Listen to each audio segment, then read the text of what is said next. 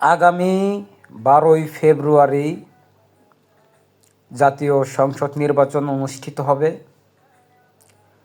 সকল ভোটারদেরকে আহ্বান করব, অনুরোধ করব, আপনারা বুঝতে শিখেছেন, আপনারা ন্যায় এবং ইনসাফের পক্ষে থাকবেন। এবারের ভোট শুধু ভোট নয়, এবারের ভোট হচ্ছে বাংলাদেশ পরিবর্তনের ভোট।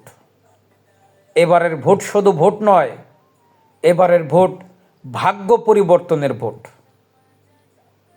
আর যারা এই ভোটকে কেন্দ্র করে যারা নিরাপত্তা দিবেন, আনসার সদস্য, পুলিশ সদস্য, র্যাব সদস্য, বিজিবি সদস্য এবং সেনা সদস্যরা, তাদের জন্য অনেক অনেক দোয়া রইল।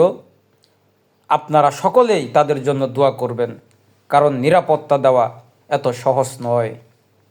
তারপরেও নিজ নিজ জায়গা থেকে নিজের নিরাপত্তা নিজেকেই নিশ্চিত করতে হবে।